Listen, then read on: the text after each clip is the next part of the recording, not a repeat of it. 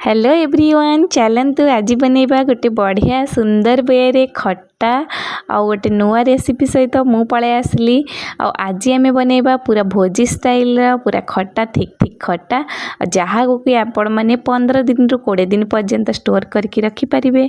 तो पूरा आम भोजी स्टाइल बनैबा खट्टा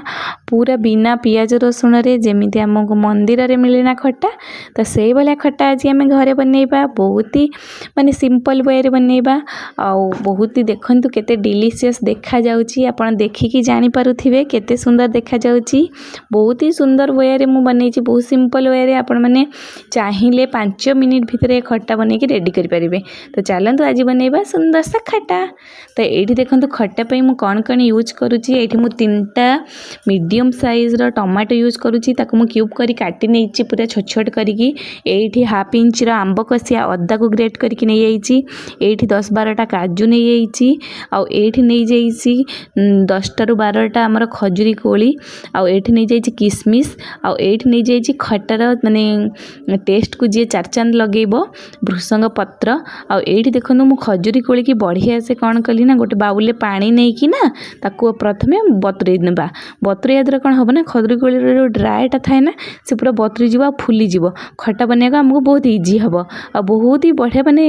जल्दी बनी जीव। तो ये देखो मुझे सब इंग्रेडिएंट्स आपको देखई देली और नेक्स्ट प्रोसेस को जीवा। ये मुझे देखो गोटे पैन बसई देली पैन ने देली एबे रिफाइन ऑयल ऑयल बढ़िया से गरम होला पर मुझे देली 4टा सुखिला लंका आप चाहिए लंकार क्वांटिटी कम बेसी करेंगे जे बेसी राग खाए से बहुत दे पारे। तो ये देखो लंका टी मोर भल से हो गला मुझे देली गोटे चामच पंचफुटण को टिके फुटिला मुझे देली कला सोरिष रु आधा चामच जोटा कि खट्टा उपरे बहुत ही सुंदर लगे। तो ये देखो मुझे देली आमर माने खट्टार जे मेन भृसंग पत्र आउ ये देली मु आंब कसिया अदा जोटा कि मु ग्रेट करके रखी थी ताकू बढ़िया से टिके चलेला परे एठी देदेबा आम टमाटो आ टमाटो देला परे आ टमाटो रे आम देदेबा लूण स्वाद अनुसार टिके लुण देदेबा जेहेतु आम मीठा दबा ना मीठा को बालांस कला बेले आम लुण दबा आउ एठी दबा हळदी गुंड तापरे आमे कौन करिबा दबा ये काश्मीरी रेड चिली पाउडर आधा चामच जे कि कट्टार कलर को बहुत ही बढ़िया से ये करिबा आउ ए सबू दे साला परे गुंड मसला को आमे कौन करिबा ना गैस रो फ्लेम को बिल्कुल भी लो रखिबे बिल्कुल ना मीडियम ना हाई बिल्कुल लो रखिबे। आ लुणटा जो दिया है ना सेटा टमाटर पानीटा माने बाहर करिया पई ताको दिया जाइची आ बिल्कुल भी खट्टारे मु गोटे बुंदा पानी यूज करिबिनी सेथि पई कहूची खट्टा बहुत दिन आपण स्टोर करी रखि परिबे। तो एठी देखंतु टमाटर बढ़िया से पानी बाहरी जाइची आम से देदेबा ये चीनी जी आप मीठा खाइबे तो से हिसाब से आपण टेस्ट को बैलेंस करके आप चीनी देवे। और जो खजूरी कोली देखो मुझे बतरेक रखी से केते बड़ बड़ ही फुली जाइए तो से खजूरी कोली की भी आम से देदेबा चीनी देला बेले आ जो आमर सब बाकी जो आमर थिला ड्राई फ्रूट वगैरह से गुड़ा सब आम देनबा किसमिस आ काजू सबू देकी टिके जस्ट आम कौन करवा स्प्रेड करदेबा तावारे चीनी को चारिआडे स्प्रेड करके ताकू कौन करेंगे ना ताकू कभर करके भी चाहिए छाड़ी पारे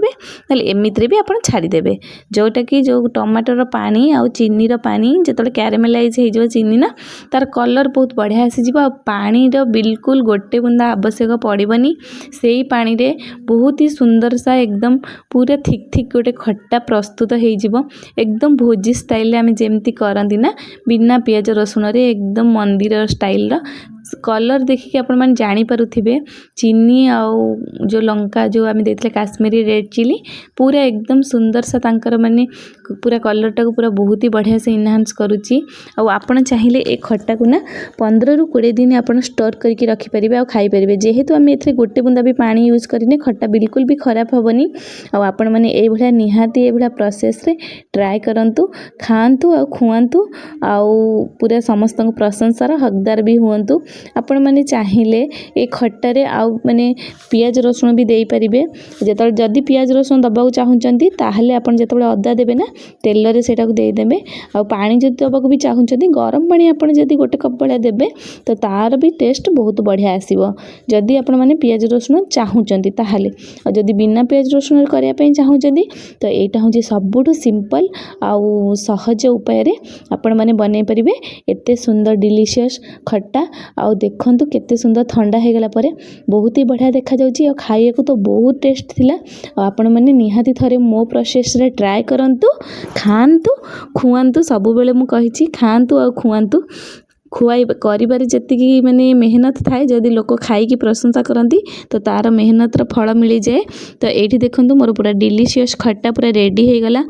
ଆଉ ଯଦି ଆପଣମାନଙ୍କୁ ମୋ ପ୍ରୋସେସ୍ ଭଲ ଲାଗିଥିବ ତ ମୋ channel Shraddha Sai lifestyle Shraddha Sai kitchen and blog ଯେଉଁଟା ବି ଆପଣମାନେ ତ ସବସ୍କ୍ରାଇବ୍ କରିବାକୁ ବିଲକୁଲ ବି ଭୁଲିବେନି ଆଉ ଲାଇକ୍ ସେୟାର ଆଉ କମେଣ୍ଟ ବି କରିବାକୁ ବିଲକୁଲ ବି ଭୁଲିବେନି। ଆଉ ମାନେ ପୁରା ନୂଆ ନୂଆ ରେସିପି ମୋ ଚ୍ୟାନେଲ୍ରେ ଆଗକୁ ଆସିବ ତ ପ୍ଲିଜ୍ ମୋ ଚ୍ୟାନେଲ୍କୁ ସବସ୍କ୍ରାଇବ୍ ନିହାତି କରିଦିଅନ୍ତୁ।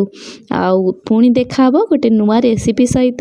ଏମିତି ଇଜି ରେସିପି ସହିତ। ତ ସେଥି ପର୍ଯ୍ୟନ୍ତ ରହିଲି ନମସ୍କାର ଆଉ ଜୟ ଜଗନ୍ନାଥ।